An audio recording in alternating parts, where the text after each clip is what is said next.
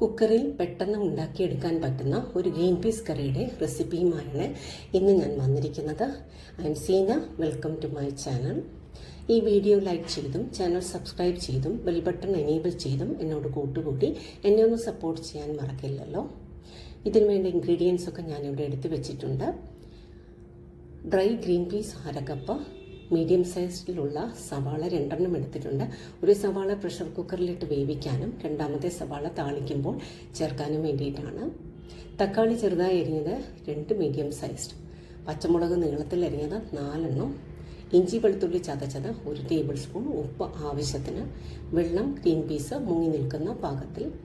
താളിക്കാൻ ആവശ്യമായ ഇൻഗ്രീഡിയൻസ്: വെളിച്ചെണ്ണ 2 table spoon, ഗ്രാമ്പൂ 2 അല്ലെങ്കിൽ 3, കുരുമുളക് 1/2 ടീസ്പൂൺ, പട്ട ഒരു ചെറിയ പീസ്, സവാള 1 മീഡിയം സൈസിലുള്ളത്, കറിവേപ്പില 1 തണ്ട്, മഞ്ഞൾപ്പൊടി 1 ടീസ്പൂൺ, കാശ്മീരി മുളക് പൊടി 1/2 ടീസ്പൂൺ, കുരുമുളക് പൊടി 1/2 ടീസ്പൂൺ. ഇനി ഇത് തയ്യാറാക്കുന്നത് എങ്ങനെയെന്ന് നോക്കാം. ഇതിനായി ഓവർനൈറ്റ് സോക്ക് ചെയ്ത 1/2 കപ്പ് ഗ്രീൻ പീസാണ് ഞാൻ എടുത്തിരിക്കുന്നത്. അല്ലെങ്കിൽ ഒരു 6 to 8 hours സോക്ക് ചെയ്യുക. നമ്മൾ ഏത് സാധനം സോക്ക് ചെയ്യാൻ വെച്ചാലും അത് നല്ലതുപോലെ സോക്കായെങ്കിൽ അതിൻ്റെ മുകളിൽ വെളുത്ത പത പോലെ വന്നിട്ടുണ്ടാകും. വീണ്ടും ഇത് പച്ചവെള്ളത്തിൽ ഒന്നുകൂടി കഴുകിയെടുത്തിട്ട് കുക്കറിലേക്ക് ഇട്ട് കൊടുക്കാം. ഇതിപ്പോൾ നല്ലതുപോലെ സോക്കായി വന്നിട്ടുണ്ട്, അത് കാണുമ്പോൾ തന്നെ മനസ്സിലാകും. ഇതിലേക്ക് നമുക്ക് ഒരു സവാള ചെറുതായി അരിഞ്ഞത് ഇട്ട് കൊടുക്കാം.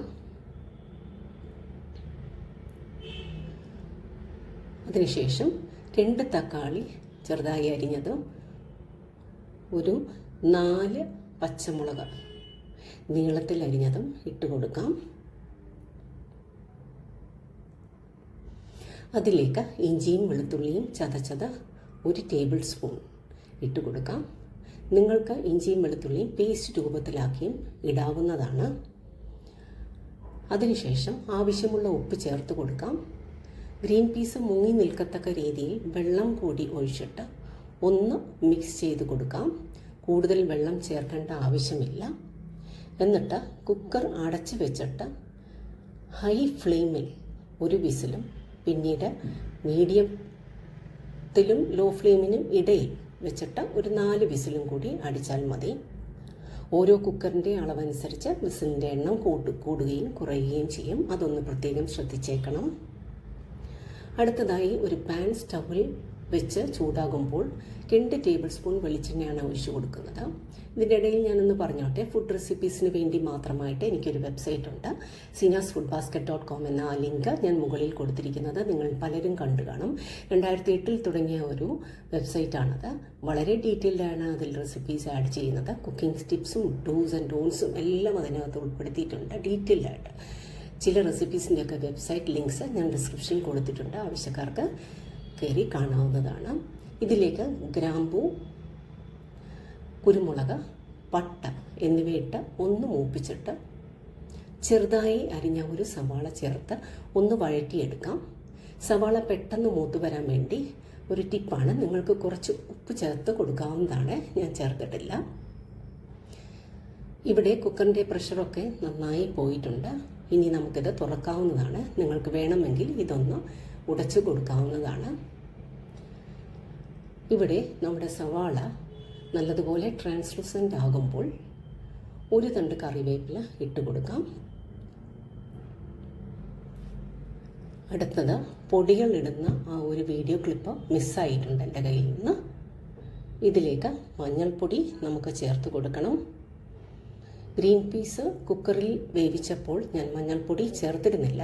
എനിക്ക് അങ്ങനെ മഞ്ഞൾപ്പൊടി ചേർക്കുന്നതിനോട് താല്പര്യമില്ല. കാരണം മഞ്ഞൾപ്പൊടി എണ്ണയിലൊന്ന് മൂപ്പിച്ചെടുക്കുന്നതാണ് ഇഷ്ടം. കാരണം മഞ്ഞളിൻ്റെ പച്ചക്കുത്ത് മാറാൻ വേണ്ടിയിട്ടാണ് ഞാൻ അങ്ങനെ ചെയ്യുന്നത്. ഒരു നുള്ള ഉപ്പ് ഇതിലേക്ക് ചേർത്ത് കൊടുക്കാം.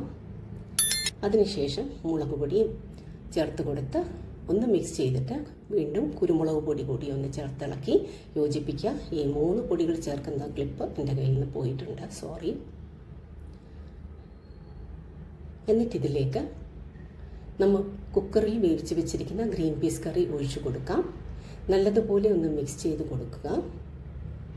എന്നിട്ട് 1-2 മിനിറ്റ് അടച്ച് വെച്ച് തിളപ്പിച്ച് കുക്ക് ചെയ്തെടുക്കാം. കാരണം ഇത് അടച്ച് വെച്ച് കുക്ക് ചെയ്യുമ്പോഴാണ് കുക്ക് ചെയ്ത ഗ്രീൻ പീസിലേക്ക് നമ്മൾ മൂപ്പിച്ചെടുത്ത മസാലസിൻ്റെ ഫ്ലേവേഴ്സൊക്കെ ഒന്ന് പിടിച്ചെടുക്കാൻ പറ്റത്തുള്ളൂ. എപ്പോഴും ഇതൊന്ന് അടച്ച് വെച്ച് വേവിക്കണം. 2-3 മിനിറ്റ് വേവിച്ചെടുത്താൽ മതി. ആ സമയം കൊണ്ട് നമ്മുടെ ഗ്രേവിയൊക്കെ ഒന്ന് വറ്റി കിട്ടിയിട്ടുണ്ട്. ഇനി ഫ്ലെയിം ഓഫ് ചെയ്യാവുന്നതാണ്. ഇത്രയേ ഉള്ളൂ. നിങ്ങൾക്ക് ഗ്രേവിയുടെ അളവ് ചാറ് കൂടുതൽ വേണമെങ്കിൽ അതിനനുസരിച്ച് അത്രയും കുറുക്കേണ്ട ആവശ്യമില്ല. നല്ല അടിപൊളി ഗ്രീൻ പീസ് കറി ഇവിടെ റെഡിയായി കഴിഞ്ഞു. ഇതുണ്ടാക്കിയെടുക്കാൻ വളരെ എളുപ്പമാണ്. ഇടിയപ്പത്തിൻ്റെ കൂടെയും പുട്ട്, പൂരി, ചപ്പാത്തി, അതുപോലെ അപ്പത്തിൻ്റെ കൂടെയും ഒക്കെ കഴിക്കാൻ അടിപൊളിയാണ്. നിങ്ങൾ ഗ്രീൻ പീസ് കറി ഉണ്ടാക്കുമ്പോൾ ഇതുപോലൊന്ന് ചെയ്ത് നോക്കണം കേട്ടോ. എന്നിട്ട് നിങ്ങളുടെ ഫീഡ്ബാക്ക് കമൻറ്റ് ബോക്സിൽ എഴുതി അറിയിക്കാൻ മറക്കില്ലല്ലോ. വീഡിയോ ഇഷ്ടമായി ലൈക്ക് ചെയ്യാനും സബ് ചെയ്യാനും ഷെയർ ചെയ്യാനും മറക്കരുതേ. Seena signing off. Thanks for watching. See you in the next video. Take care.